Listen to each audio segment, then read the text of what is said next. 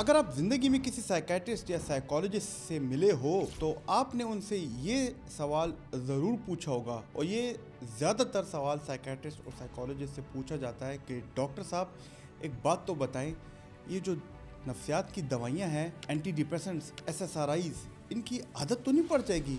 और कई लोग ये सवाल इतनी फ़िक्र के साथ पूछते हैं कि वो दवा स्टार्ट ही नहीं करते, हालांकि उनको प्रॉब्लम काफ़ी ज़्यादा हो। कुछ पेशेंट्स एंजाइटी और डिप्रेशन सालों तक सह लेते हैं सिर्फ इस डर से कि कहीं मेडिसिन नशा ना बन जाए। लेकिन फिर कन्फ्यूजन और बढ़ जाती है जब कोई कहता है कि यार साइकेट्रिस्ट की दवाइयाँ तो एडिक्शन कॉज करती हैं, कोई कहता है कि एंटी डिप्रेशन जिसमें SSRI, ट्राइसाइक्लिक्स आती हैं ज़िंदगी भर चलती है, कोई कहता है कि जो नींद की दवाइयाँ और एंजाइटी की मेडिसिन ये सब एक जैसी होती हैं। लेकिन क्या ये सारी बातें सच हैं? फिर आप इंटरनेट पे जाते हो, डिफरेंट फोरम्स पे सर्च करते हो, लोगों ने कमेंट किया होता है कि यार ये दवाई मैं खा रहा हूँ 10 साल से और बिल्कुल इस दवाई से मैं छुटकारा नहीं पा रहा। आपकी वो सोच और पक्की हो जाती है। तो दोस्तों, क्या एंटी डिप्रेसेंट्स जिसमें सिटान्यू, एसेटोलोप्राम, सर्ट्रलीन, दीगर दवाइयाँ आती हैं, क्या इनकी वाकई आदत पड़ती है?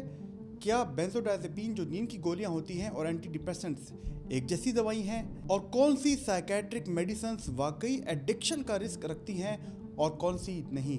इस वीडियो को एंड तक देखिएगा, क्योंकि आप कंफ्यूजन और हकीकत का फ़र्क सिर्फ नहीं समझेंगे बल्कि शायद वो डर भी ख़त्म होगा जिसकी वजह से हज़ारों मरीज़ों ने, हज़ारों लोगों ने अपना इलाज शुरू भी नहीं किया।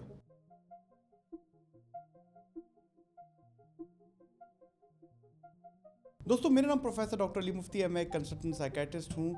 और आज हमने सबसे ज़्यादा सवाल पूछे जाता है कि डॉक्टर साहब क्या एंटी डिप्रेसेंट्स से एडिक्शन होती है, इसको लेके हमने वीडियो बनाने का फैसला किया। आगे जाने से पहले आपसे गुजारिश है कि हमारे चैनल को लाइक और सब्सक्राइब ज़रूर कीजिएगा, और कोई सवाल हो, कोई टॉपिक पे वीडियो बनाना चाहते हो तो हमें कमेंट बॉक्स पर ज़रूर टाइप करके बता सकते हैं। एक चीज़ पे पहले आप अपने आप को समझा लो, लोग अक्सर एडिक्शन, डिपेंडेंस और विड्रॉल को एक ही चीज़ समझते हैं, लेकिन ये तीनों अलग अलग हैं। अब पहले एडिक्शन को समझने की कोशिश करते हैं। कोई भी दवा, कोई भी ऐसी चीज़, कोई भी ऐसा नशा जिसे आप काफ़ी हफ्तों, महीनों या सालों से ले रहे हो, और फिर जब आप ना लो तो उसकी आपको इंटेंस क्रेविंग होती है, तलब होती है, आप उसको लेके कंट्रोल खो देते हो। पहले एक सिगरेट या एक गोली लेते थे, अब 2, अब 4 गोलियां लेते हो, तब जाके आपकी वो तलब ठीक होती है। धीरे धीरे आप डोज बढ़ाते हो, जिसे हम टॉलरेंस कहते हैं। आपको पता है कि यार ये दवाई मुझे बहुत नुकसान दे रही है, मेरे रिश्ते खराब होने, फिर भी इसके बावजूद आप उसे इस्तेमाल करते रहते हो, और कभी कभी हाई फील करने के लिए, किक लेने के लिए उसे यूज़ करते हो। दोस्तों, ये नशे की दवाई की पहचान है, इसे एडिक्शन कहते हैं। इसका अपना क्राइटेरिया है जो कि मैंने आपको आसान अल्फाज में समझाया। लेकिन डिपेंडेंस का मतलब कुछ और होता है। बॉडी मेडिसिन की आदत बना लेती है, और अचानक एक दवाई जिस पे आपको डिपेंडेंस हो, उसे बंद करने से आपको फ़ौरन विड्रॉल सिम्टम आ सकते हैं। यानी कि ये एडिक्शन के बराबर नहीं। मैं आपको इसकी एग्जांपल देता हूँ कि आप ब्लड प्रेशर की दवाई लेते हो, एक दिन दवाई ना खाओ तो एकदम आपका ब्लड प्रेशर हाई हो जाता है, बॉडी आदी नहीं होती। या आप शुगर की दवाई लेते हो, दिन में 2 दफ़ा लेते हो, और एक सुबह वाली डोज मिस की और शुगर आपकी वो ऊपर स्पाइक कर जाती है। इसी तरह अगर हम मिर्गी एपिलेप्सी की दवाई देखें, आप उसकी डोज मिस करो 1 या 2 दिन तो एकदम आपको झटके वापस आ सकते हैं, यानी कि आपको बीमारी वापस आ सकती है। लेकिन इसमें कहीं आपको क्रेविंग नहीं होती, कहीं आपको तलब नहीं होती, और कहीं पे ये भी नहीं होता कि यार पहले मैं 2 दवाइयों से ठीक हो रहा था, अब मैं 4 लूँगा, अब मैं 8 लूँगा तो तब जाके मैं ठीक हूँगा। ये एडिक्शन में होता है, जबकि डिपेंडेंस में ऐसे नहीं होता। एक फिक्स डोज, मेंटेनेंस डोज होती है, जैसे कुछ अरसे के लिए आपने लेना होता है, और किसी भी दवाई का जिसकी डिपेंडेंस होती है उसके ख़ास मुद्दत होती है, कोर्स हो सकता है। और अगर मैं एंटी डिप्रेसेंट्स की बात करूं तो ये चंद महीनों या मे भी 1-2 साल तक लेनी चाहिए, और उसके बाद ये एकदम नहीं बंद करनी होती, ये धीरे धीरे आराम आराम से बंद करनी होती है। यानी कि डॉक्टर ने डिसाइड किया कि यार तुम्हारी एंटी डिप्रेसेंट को ख़त्म करते हैं, तुम मुकम्मल ठीक हो चुके हो, तो दवाई को बंद करने में भी 1 महीना 2 महीने लग सकते हैं। आराम आराम से उसकी डोज को कम करते हैं और मरीज़ की अलामात को भी साथ में चेक करते हैं। लेकिन हम कभी भी एंटी डिप्रेसेंट्स को एडिक्टिव ड्रग्स नहीं कहेंगे। और इस कोर्स के दौरान अगर आपने एंटी डिप्रेसेंट्स की दवाई छोड़ दी, एकदम आपने कहा कि यार बस छोड़ दो मैं ठीक हो गया हूँ, तो आपको अचानक विड्रॉल सिम्टम्स आ सकते हैं। जिसमें होता है कि आपके सर में दर्द हो, सर में करंट जैसा दौड़े, आपको शदीद घबराहट हो, नींद की कमी हो, यानी कि जो वो मसला पहले जिसके लिए दवाई आपने शुरू की थी वो वापस दोबारा तेज़ी से तूफ़ान की तरह आए। तो विथड्रॉल जो है एडिक्शन में भी हो सकता है और डिपेंडेंस में भी हो सकता है। यानी कि विथड्रॉल, आप ब्लड प्रेशर की दवाई ना लो, 1-2 दिन ना लो तो एकदम आपका बीपी शूट कर जाए, आप शुगर की दवाई ना लो तो आपको शुगर शूट कर जाएगी। लेकिन इसका ये मतलब नहीं कि इस दवाई पे आप एडिक्ट हो चुके हो। एडिक्शन और डिपेंडेंस दो अलग अलग कॉन्सेप्ट हैं। हाँ, अलबत्ता विड्रॉल दोनों में आते हैं। और याद रखिए, असल चीज़ होती है एंटी डिप्रेसेंट्स, जिसमें SSRIs आती हैं, SNRIs आती हैं, ट्राइसाइक्लिक एंटी डिप्रेसेंट्स आती हैं। उन्हें हम धीरे धीरे आराम आराम से कम करते हैं एक ख़ास मुद्दत के बाद। तो सवाल ये है, अब मैं फिर से आपको और आसानी से बताऊंगा कि जो एंटी डिप्रेसेंट्स हैं ये किस कैटेगरी में आती हैं। इसका जवाब आप मुझे कमेंट बॉक्स में भी दे सकते हो, लेकिन मैं आपको फिर बता देता हूँ। एंटी डिप्रेसेंट्स जो कि आपकी सेरोटोनिन डोपामीन की जो इम्बैलेंस है उसको बेहतर करते हैं, और इनको टाइम चाहिए होता है। ये आपके दिमाग में जो मस्बत पॉजिटिव सोचों की जो दीवार है उसको आहिस्ता आहिस्ता पक्का करते हैं, उनको चंद महीने चाहिए होती हैं।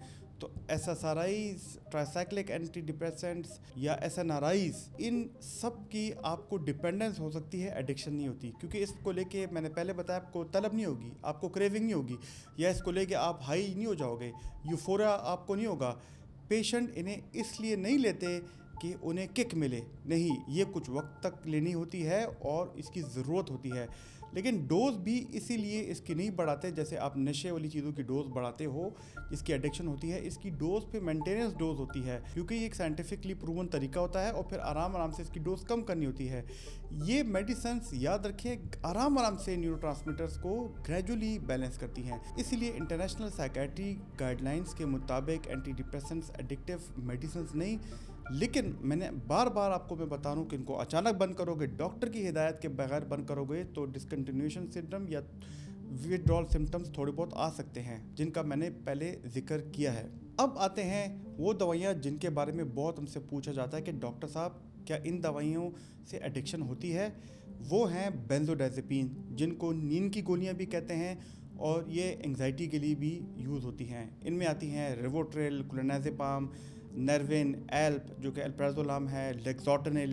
दोस्तों, ये जो बेंजोडाइजेपिन की क्लास है ये एंग्जाइटी को बहुत जल्दी कम करती हैं और पैनिक अटैक्स में भी काफ़ी इफ़ेक्टिव हैं। याद रखिए कि दिमाग के अंदर ये गाबा सिस्टम पे काम करती हैं, गाबा को ज़्यादा करती हैं, जिससे दिमाग को सुकून मिलता है, आप रिलैक्सेशन में चले जाते हैं और इससे नींद भी आती है और कामिंग फीलिंग, कामिंग इफेक्ट भी आता है।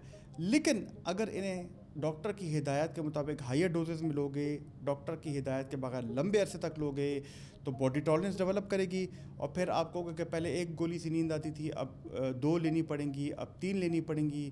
हाँ यार, ये दवाई लेनी है, ये जब मैं लेता हूँ तो नींद अच्छी आती है, मज़ा आता है, एक छोटी सी किक भी मिलती है।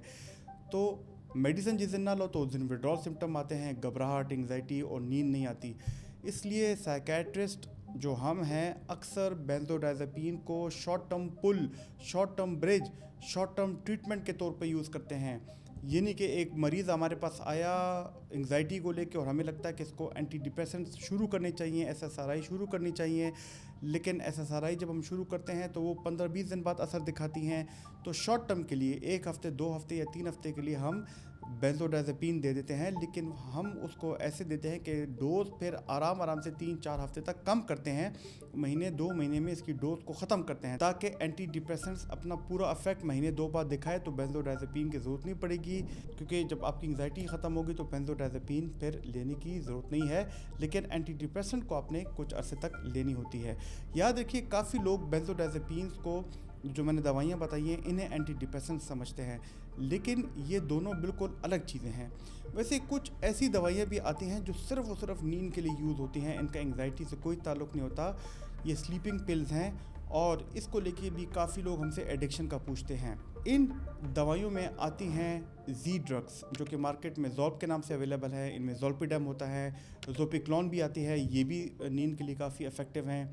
लेकिन फिर वही बात कि अगर आप रोज़ाना ये दवाई लें, महीनों तक लें, और ये आधी गोली, एक गोली लें, कभी ज़्यादा कभी कम, इसके बगैर नींद ना आए, कहीं आप ट्रैवल में जाएँ कहें कि यार ये ज़ोल्पिडेम या नींद की दवाई तो है नहीं, तो आप परेशान हो, जब आप कहीं ट्रैवल पे जा रहे हो तो पूरे ट्रैवल की डोज अपने साथ भर के ले जाओ, तो ये जो है एडिक्शन कॉज कर सकती है। लिहाजा जो नींद की दवाइयाँ हैं इनका मकसद है टेम्प्रोरी सपोर्ट करना। ये कोई मुस्तकिल सोल्यूशन नहीं है और असल ट्रीटमेंट होती है स्लीप हाइजीन। स्लीप हाइजीन में भी मेरे चैनल पे वीडियोस मौजूद हैं, आप ज़रूर देखिएगा।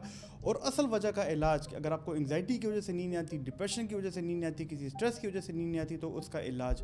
और यहाँ पे एक और सवाल भी है कि कुछ लोग नशे की जो आदत है जिसमें चर्स, कोकेन वगैरह, उसको भी नफ्सियात की दवाई के साथ मिक्स कर लेते हैं। दोस्तों ये फ़र्क समझना बहुत ज़रूरी है। ऐसी नशावर अद्वियात जिसमें cocaine, heroin, ice, crystal meth, charas, उसके अलावा डांसिंग पिल, निकोटीन, शराब, ये चीज़ें नफ्सियात की दवाई से बिल्कुल अलग हैं, क्योंकि ये डायरेक्टली दिमाग के रिवॉर्ड सिस्टम को टारगेट करते हैं, उन्हें स्टिमुलेट करते हैं, जिससे आपको टेम्पररी हाई मिलता है, आपके अंदर डोपामीन रिलीज़ होता है, और फिर उस डोपामीन को वापस पाने के लिए, उस फील हाई को दोबारा चेस करने के लिए, किक को लेने के लिए आप इसे बार बार यूज़ करते हो। इससे एडिक्शन का साइकिल स्टार्ट होता है। और पहले आप 1 सिगरेट, 2 सिगरेट लेते थे, फिर आप 4 सिगरेट ले रहे हो, फिर आप 10 सिगरेट पे आ गए हो, और आप कहते हो कि नहीं यार ये मैं बंद ही नहीं करता, इसका तो मेरे पे कोई ऐसा नुकसान भी नहीं है। तो लोगों के प्यारे जो होते हैं ऐसी एडिक्शन का शिकार हो जाते हैं, जो कि डायरेक्ट ब्रेन के रिवॉर्ड सिस्टम को टारगेट करता है। और जब वो ये नशावर अद्वियात बंद करते हैं तो उनको हाई नहीं मिलता, फिर वो कहते हैं हमें बहुत डिप्रेशन होती है, हम बोर रहते हैं, कुछ लोगों में एंग्जाइटी, पैनिक अटैक्स भी आते हैं। इनको भी लेके मैंने डिटेल से वीडियो बनाई है कि कौन से न्यूरोट्रांसमीटर को ये टारगेट करते हैं। अब यहाँ पे आता है असली सवाल, तो क्या नफ्सियात की दवाइयों से डरना चाहिए? मेरा जवाब हमेशा एक ही होता है, दवा से नहीं, उसके गलत इस्तेमाल से डरना चाहिए। इनमें दवाइयाँ आती हैं प्रीगैबलिन, ये भी ऐसी दवाइयाँ हैं जो कि लोग लेते हैं और इसका भी नशा करते हैं, लेकिन ये डॉक्टर लिखता है अलामात और बीमारी को देख के। लेकिन काफ़ी ऐसे लोग हैं जो डॉक्टर की हिदायत के बगैर प्रीगैबलिन शुरू करते हैं।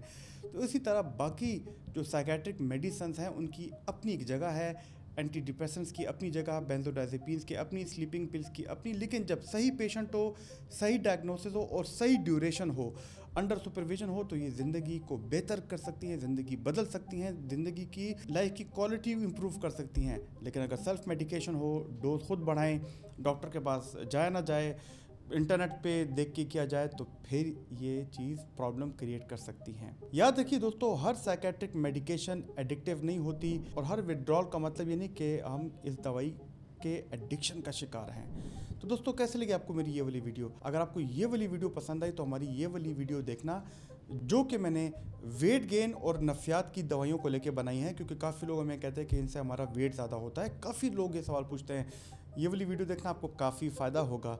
मेरी कोशिश है कि इन वीडियोस के ज़रिए आपको साइकोलॉजिकल रेजिलियंस मिले, आपके अंदर मेंटल हेल्थ अवेयरनेस आए। अल्लाह ताला आपका हामी नासिर हो। शुक्रिया।